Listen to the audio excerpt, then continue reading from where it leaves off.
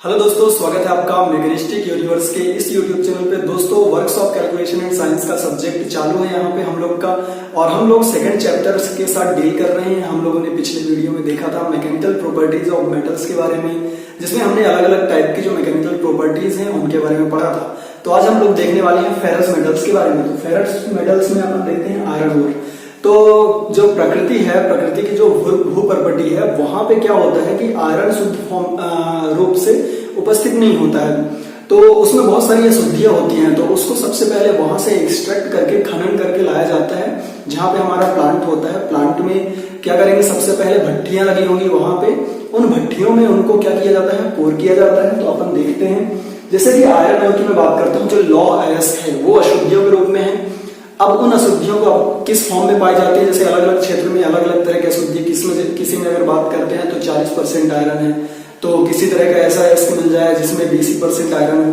तो इस तरह से अलग अलग फॉर्म में जो अयस्क होते हैं लोहे के, वो उपस्थित होते हैं। तो यहाँ पे 3-4 प्रकार के मैंने अयस्क लिखे हैं, जैसे कि हेमेटाइट। तो हेमेटाइट में आयरन की मात्रा बहुत ज्यादा पाई जाती है यहाँ पे, बाकी सभी अयस्क के मुकाबले।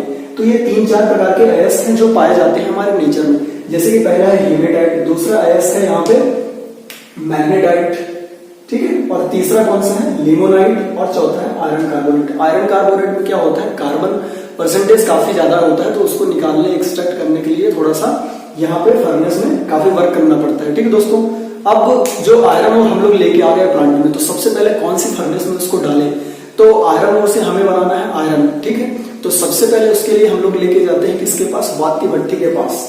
यहाँ पे लिखा हुआ है वात्य भट्टी, ठीक है, ब्लास्ट फर्नेस। तो वात्य भट्टी के लिए कच्चा माल कौन सा है, जो इसमें इनपुट कर रहे हैं आयरन ओर, हमने डाला कौन सा, आयरन ओर। ठीक है, अब वात्य भट्टी क्या करेगी, फाइनल जो प्रोडक्ट बना के निकालती है, क्या निकालती है, वो निकालती है कच्चा लोहा, या फिर उसी को बोलते हैं पिग आयरन। लेकिन वो जो पिग आयरन होता है उसकी क्वालिटी बहुत ही खराब होती है।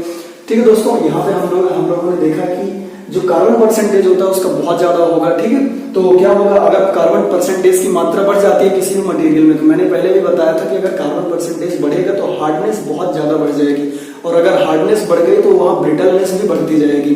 ठीक है, तो यहाँ पिग आयरन में देखते हैं अपन, कार्बन परसेंटेज बहुत ज्यादा है। ठीक है, अब कार्बन परसेंटेज यहाँ बढ़ गया तो अत्यधिक कठोर एवं भंगुर होगा। ठीक, और इसमें अशुद्धियां कौन सी पाई जाती हैं, आप देख सकते हैं यहाँ पे कार्बन है, पिग आयरन में कार्बन उपस्थित है, सिलिकॉन उपस्थित है, फास्फोरस भी है, सल्फर के भी इसमें मॉलिक्यूल्स उपस्थित हैं, और मैग्नीज के भी। तो इस तरह से बहुत सारी अशुद्धियां हैं, काफी हाई मात्रा में होती है। तो इन अशुद्धियों को दूर करना है अपने को। तो सबसे पहले तो हम लोगों ने कौन सी भट्टी यूज कर ली, ब्लास्ट फर्नेस। अब ब्लास्ट फर्नेस में भी क्या होता है, यहाँ पे कुछ फ्लक्स डाले जाते हैं, ठीक है दोस्तों, कोल डाला जाता है, ये चीजें वहां पे यूज हो जाती है। अब फ्लक्स के रूप में वहां पे क्या यूज करेंगे, फ्लक्स क्या करेगा, फ्लक्स जो इसमें अशुद्धियां मिली हुई हैं उनको ऊपर, जब यहाँ जब भट्टी में जब अपन पूरा पोर करते हैं आयरन ओर को, तो क्या होता है, जो फ्लक्स होता है, जितनी भी अशुद्धियां हैं उनको आपस में इकट्ठा करके ऊपर की ओर ले आता है। तो फ्लक्स क्या करेगा, यहाँ पे ऊपर की ओर ले आएगा, जिससे हम लेडल की मदद से उसको बाहर कर देंगे। ठीक है दोस्तों, तो फ्लक्स के रूप में यहाँ पे क्या यूज किया जाता है, वो यूज किया जाता है लाइमस्टोन। लाइमस्टोन का अपन यूज करके जितनी भी अशुद्धियां हैं उनको बाहर निकाल लेते हैं। ठीक है दोस्तों, तो यहाँ पे ये जो अशुद्धियां बची हैं वो काफी कम मात्रा में है, लेकिन अभी भी ये लोहा जो है वो यूज करने लायक नहीं है। तो जो पिग आयरन है उसको अगर यूज करने लायक बनाना है तो उसके लिए अगली भट्टी में अपने को जाना पड़ेगा। तो जो पिग आयरन से अपन क्या करते हैं, उसको ले जाके क्यूपोला भट्टी में डालते हैं। अब यहाँ पे आप देख सकते हैं जो क्यूपोला भट्टी है या फिर क्यूपोला फर्नेस, वहां पे अगर अपन इसको डाले, पिग आयरन को डाले, तो क्या होगा, वहां से हमको कास्ट आयरन मिलेगा। अब यहाँ पे कैसे क्यूपोला भट्टी वर्क करती है, तो भट्टी में क्या होगा, अपन कोल से उसको स्टार्ट करेंगे, कोल जला के नीचे की ओर, ठीक है, और उसके ऊपर क्या करेंगे, पिग आयरन को पोर करेंगे, और पिग आयरन डालने के साथ साथ और क्या करेंगे, इसमें जो एयर की मात्रा है उसको भी अंदर भेजेंगे। ठीक है, तो यहाँ पे एक चीज ये भी फायदा हो जाता है कि जब एयर अंदर जाती है तो बर्निंग बहुत हाई होगी, तो हीट बहुत जल्दी जनरेट होगी और बहुत जल्दी ही मेल्ट होता है। और सेकंड क्या है कि अगर जो कोल जलता है वहां से कार्बन मोनोऑक्साइड गैस निकलती है, तो कार्बन मोनोऑक्साइड में जो कार्बन के परमाणु उपस्थित होते हैं वो क्या करते हैं, यहाँ पे कास्ट आयरन को फॉर्म करने में मदद करते हैं। तो इतना आपको समझ आ गया होगा कि नॉर्मली भट्टी कैसे काम करती है, जहां ज्यादा डीप में मैं नहीं जा रहा हूँ। यहाँ पे हम लोग मेन डिस्कस करने वाले हैं इसके बारे में, type of iron, cast iron कितने टाइप के होते हैं, और यहाँ पे कास्ट आयरन हम कौन कौन सी भट्टियों के बाद प्राप्त करते हैं। तो आपको समझ आ गया यहाँ पे अगर अपने को कास्ट आयरन प्राप्त करना है जिसका यूज बहुत ज्यादा है डेली लाइफ में, तो कास्ट आयरन को अगर यूज करना है तो उसके लिए सबसे पहले आयरन ओर जो है, आयरन ओर को हम लोग किस में लेके जाएंगे, ब्लास्ट फर्नेस में लेके जाएंगे। और ब्लास्ट फर्नेस से हमको क्या मिलेगा, वहां से हमको मिलेगा पिग आयरन, जिसको बोलते हैं कच्चा लोहा। वो बहुत ही भंगुर और कठोर होगा, उसमें बहुत सारी अशुद्धियां होंगी। उसके बाद हम पिग आयरन को किस में लेके जाएंगे, क्यूपोला फर्नेस में, और क्यूपोला फर्नेस से जो हमको आउटपुट प्रोडक्ट मिलेगा वो मिलता है कास्ट आयरन। तो दोस्तों इतना आपको समझ आ गया होगा। इसके बाद हम लोग स्टार्ट करते हैं कास्ट आयरन के टाइप। तो कास्ट आयरन के कई टाइप है, यहाँ पे जैसे मैंने लिख के रखे हैं, इस तरफ भी और यहाँ भी। और कास्ट आयरन की विशेषताएं भी बहुत सारी हैं, जितने भी टाइप हैं उनकी अलग अलग विशेषताएं हैं। तो सबसे पहले हम लोग स्टार्ट करते हैं ग्रे कास्ट आयरन से। तो ग्रे कास्ट आयरन आप देख सकते हैं, ग्रे मतलब क्या, भूरा, ठीक है। तो ये जो ग्रे कास्ट आयरन है उसका रंग भूरा होता है थोड़ा सा, ऐसा क्यों, क्योंकि इसमें क्या होता है, ग्रेफाइट की मात्रा उपस्थित होती है, ठीक है दोस्तों। तो ग्रेफाइट की वजह से ये क्या होगा, इसमें ये कलर आता है, भूरे रंग का कलर आ जाता है, ठीक है। अब इसमें बात करते हैं कार्बन परसेंटेज कितना उपस्थित होता है। तो कास्ट आयरन जो ग्रे कास्ट आयरन है उसमें 3% से 4% तक कार्बन की उपस्थिति होती है। क्योंकि एक चीज आप भी जान लीजिए, क्योंकि अगर 0.5 से 2.4 तक कार्बन परसेंटेज उपस्थित है तो वो कैटेगरी आ जाती है स्टील के अंतर्गत। लेकिन अगर 2.4 से 6.67 तक अगर कार्बन उपस्थित है तो वो फिर कास्ट आयरन की कैटेगरी में आ जाता है। तो यहाँ पे 3 से 4% कार्बन उपस्थित है, जिससे कि कास्ट आयरन है। और कास्ट आयरन में भी अगर इतना कार्बन यहाँ पे उपस्थित है तो वो ग्रे कास्ट आयरन की कैटेगरी में आ जाएगा। उसके बाद हम लोग क्या देखते हैं, इसकी जो अगली विशेषता है, लंबे समय तक बीमारी स्थिर रहती है इसकी। इसमें डायमेंशनल स्टेबिलिटी पाई जाती है, जिसकी वजह से क्या होगा, अगर हमने कोई भी प्रोडक्ट बनाया है तो उसकी डायमेंशन काफी समय तक उसी एक्चुअल साइज की बनी रहेंगे, ना कि उसमें कभी वृद्धि होगी ना फिर संकुचन होगा, ठीक है। तो ये बहुत ही अच्छी प्रॉपर्टी है। उसके बाद इसका मशीनन करना आसान है। जो ग्रे कास्ट आयरन है उसका जब अपन मशीनन करते हैं या फिर उससे जो चिप्स निकालने हैं, कभी साइज को कम ज्यादा करना है, ठीक है, तो वो करना अपने को आसान है यहाँ पे। उसके बाद देखते हैं कि ये जो ग्रे कास्ट आयरन होता है वो भंगुर होता है, मीन्स क्या होता है, ब्रिटल होता है यहाँ पे, ठीक, यहाँ पे ये ब्रिटल होता है। और जो इसकी स्ट्रेंथ है, जो टेंसाइल स्ट्रेंथ, अगर इसको अपन खींचते हैं, अगर ग्रे कास्ट आयरन को अगर कहीं पे अगर ऐसी जगह पे हमने यूज कर लिया जहां पे उसमें टेंसाइल फोर्स बहुत ज्यादा लग रहा है, उसमें खिंचाव बल बहुत ज्यादा आ रहा है, तो क्या होगा, ये ब्रेक हो जाएगा। और कास्ट आयरन की एक प्रॉपर्टी होती है कि ये डायरेक्ट ब्रेक होता है, ना कि कोई इंडिकेशन देते हुए। यहाँ पे आपको कोई भी इंडिकेशन क्रैक्स नहीं दिखेंगे, डायरेक्ट ब्रेक होगा एक ही बार में, ठीक है। तो ये बहुत ही इसकी नेगेटिव बातें अपन कह सकते हैं कि नेगेटिव प्रॉपर्टी है, ठीक है। और बात करते हैं जैसे कि जो दूसरे कास्ट आयरन होते हैं, जैसे बाकी मैंने यहाँ पे लिख के रखे हैं, white cast iron, chilled cast iron, ठीक है, उनके मुकाबले जो ये होता है वो सॉफ्ट होता है, क्योंकि बाकी इससे भी ज्यादा हार्ड होते हैं, ठीक है। तो ग्रे कास्ट आयरन के बारे में आपको समझ आ गया होगा। और इसके उपयोग क्या क्या है, कहाँ पे उपयोग किया जाता है, वो भी यहाँ पे दिया गया है। ये इसको पाइप बनाने में अपन यूज करते हैं। दूसरा कहाँ पे, ग्रे कास्ट आयरन के सिलेंडर भी बनते हैं। उसके बाद क्या है, यहाँ पे मशीन बेड, जो आपकी लेथ मशीन है या फिर जो ग्राइंडिंग मशीन या फिर मिलिंग मशीन है, वहां पे जो जो मशीन बेड होते हैं वो मशीन बेड बनाए जाते हैं। कोई भी फ्रेम बनाना है या फिर स्ट्रक्चर, अगर सिविल इंजीनियरिंग में जो स्ट्रक्चर से फ्रेम्स बनते हैं वहां पे भी इसका यूज बहुत ज्यादा किया जाता है। तो इसका यूज आप देख सकते हैं ग्रे कास्ट आयरन का कितना ज्यादा यूज है। इसी तरह सभी कास्ट आयरन के कहीं ना कहीं बहुत ही ज्यादा यूज होते हैं और इम्पोर्टेंट रोल प्ले करते हैं अपनी अपनी प्रॉपर्टीज को लेके। अब सेकंड देखते हैं मेलिएबल कास्ट आयरन, ठीक है। तो जो मेलिएबल कास्ट आयरन होता है, सबसे पहले तो वो बनता कैसे है, ठीक है। तो ये किससे बनता है, ये व्हाइट कास्ट आयरन से बनता है, ठीक है। व्हाइट कास्ट आयरन के बारे में अभी बताऊंगा, ठीक है। तो यहाँ पे क्या होता है, ये व्हाइट कास्ट आयरन से बनाया जाता है। और इसको बनाने के लिए क्या करते हैं अपन, इसको बनाने के लिए सबसे पहले क्या करेंगे, यहाँ पे आपको दिख रहा होगा कि स्टील के बॉक्स में अपन पैक करके उसको 900 से 950 डिग्री सेल्सियस तक क्या करेंगे, गर्म करेंगे और उसको 25 से 30 घंटे तक उसी बॉक्स में रख देंगे। तो उस क्या होगा, उसकी कुछ प्रॉपर्टीज में बदलाव आएगा और वहां पे जो ग्रे कास्ट आयरन है वो मेलिएबल कास्ट आयरन में परिवर्तित हो जाएगा। ठीक है, तो आपको ये चीजें समझ आई होंगी कि कैसे इसको बनाया जाता है, जो मेलिएबल कास्ट आयरन है वो कैसे प्राप्त होता है। तो सबसे पहला पॉइंट तो यही है कि व्हाइट कास्ट आयरन से प्राप्त किया जाता है। दूसरा पॉइंट क्या है कि इसको एक स्टील के बॉक्स में डाल के उसको गर्म करेंगे 900 से 950 डिग्री सेल्सियस तक और 25 से 30 घंटे तक उसको रख दिया जाएगा। ठीक है, जिसकी वजह से क्या होगा, ये मेलिएबल कास्ट आयरन में परिवर्तित हो जाता है। दूसरा क्या है, इसकी जो आघात वर्धनीयता होती है, इसमें अगर बहुत ज्यादा झटके आ रहे हैं, अगर कहीं ऐसी जगह पे अपन यूज कर लिया जिसमें बहुत ज्यादा ही झटके आ रहे हैं, तो वो क्वालिटी, वो प्रॉपर्टी इसके पास बहुत ज्यादा होती है। ठीक है, इसलिए इसका नाम भी पड़ा है मेलिएबल, आघात वर्धनीय है ये। ठीक है, धातु वर्धनीय। ठीक है, उसके बाद देखते हैं टफनेस और डक्टिलिटी वगैरह भी इसमें बहुत ज्यादा होती है। टफनेस, इसकी टफनेस के बारे में मैंने पिछली वीडियो में बताया था। टफनेस क्या होती है कि अगर किसी भी अपन जॉब में अगर लोड लगा रहे हैं तो वो दूसरे आकार में विकृत हो जाएगी, ना कि वो टूटेगी। ठीक है, टूटने की बजाय थोड़ा सा उसके शेप में बदलाव आ जाएगा, तो वो होती है टफनेस। ठीक, सामर्थ्य और तन्यता आप समझते हैं। अब इसके बाद अपन लोग बात करते हैं व्हाइट कास्ट आयरन की। ठीक है, तो व्हाइट कास्ट आयरन में आप देख सकते हैं कार्बन परसेंटेज कितना उपस्थित है, यहाँ पे 2 से 4% तक उपस्थित है। ठीक है, आपको ये पॉइंट दिख गया कि कार्बन परसेंटेज कितना है। उसके बाद दूसरा देखते हैं अपन कि इसकी कठोरता बहुत ही ज्यादा होती है। जो व्हाइट कास्ट आयरन है इसकी कठोरता काफी ज्यादा होती है। इसका मशीनन करना, हार्डनेस बहुत ज्यादा हो गई है तो मशीनन करना कठिन हो जाता है। यहाँ पे जो आपके नॉर्मल टूल्स हैं, सिंगल पॉइंट कटिंग टूल्स या मल्टी पॉइंट कटिंग टूल्स, वो नहीं यूज होते हैं। इसके लिए तो कार्बाइड के टूल्स लाओ या फिर डायमंड के टूल्स लाओ, वहां पे उसी के थ्रू इसका मशीनिंग किया जाता है। फॉर एग्जांपल जैसे CBN क्यूबिक बोरॉन नाइट्राइड के टूल्स लाओ, कार्बाइड्स के लाओ, तभी जाके, और डायमंड्स, और ये टूल्स सभी बहुत ही महंगे आते हैं। ठीक है, जिसकी वजह से थोड़ा सा ये कॉस्टली प्रोसेस हो जाती है इसको मशीनिंग करना। उसके बाद देखते हैं कि ये जो व्हाइट कास्ट आयरन होता है इसमें एक अलग ही प्रॉपर्टी होती है, ये घिसता नहीं है।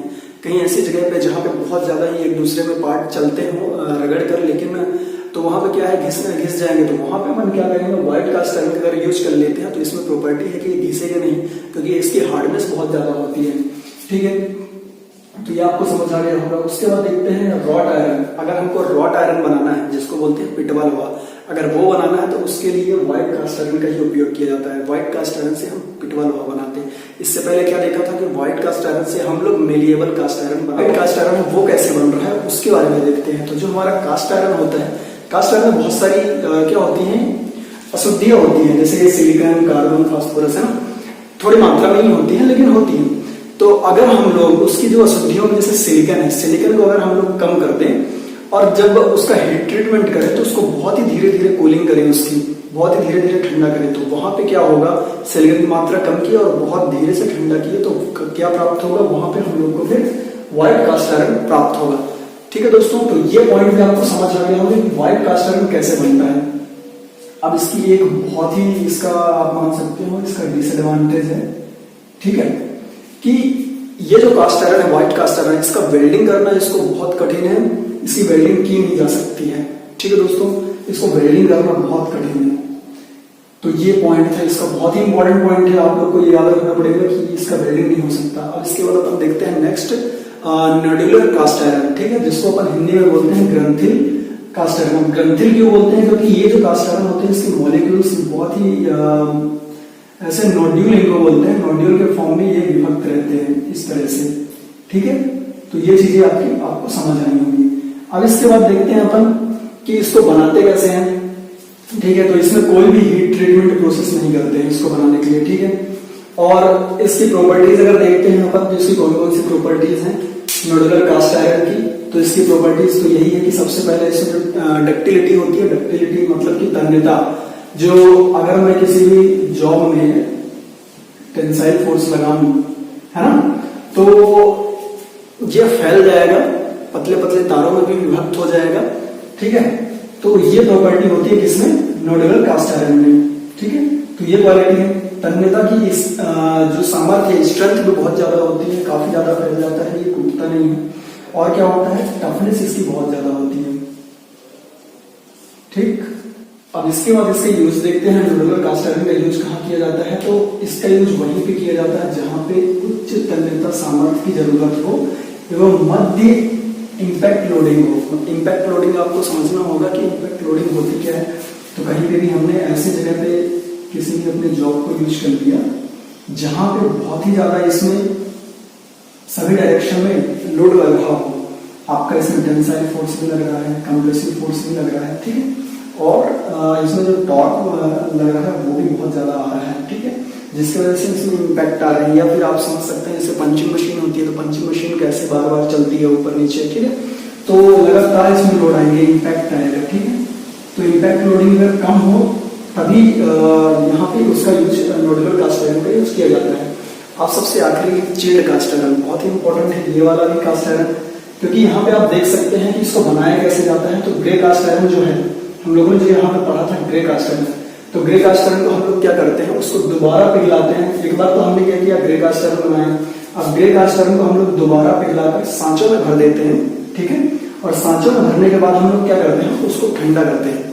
हमने क्या किया, सबसे पहले ग्रे कास्ट आयरन लिए, उसको भट्टी में गर्म किए और एक सांचे में डाल दिए। अब उस सांचे को क्या करेंगे, ऊपर से अपन पानी या एयर की मदद से उसको ठंडा करेंगे, जिससे उसकी जो बाहर वाली सरफेस है वो हार्ड हो जाती है और अंदर की सरफेस जो होती है वो सॉफ्ट या फिर टफ बनी रहती है। तो उस तरह के आयरन को हम लोग क्या बोलते हैं, चिल्ड कास्ट आयरन बोलते हैं, ठीक। तो आपको समझ आ गया होगा कि चिल्ड कास्ट आयरन किस तरह से बनाया जाता है, और इसका उपयोग वहां पे किया जाता है जहां पे हमको जो बाहरी सरफेस है वो हार्ड चाहिए हो और अंदर की सॉफ्ट रहे, उससे कोई दिक्कत नहीं है, ठीक। यहाँ पे आपको दिख रहा होगा रॉड आयरन, जिसको अपन पिटवा लोहा बोलते हैं।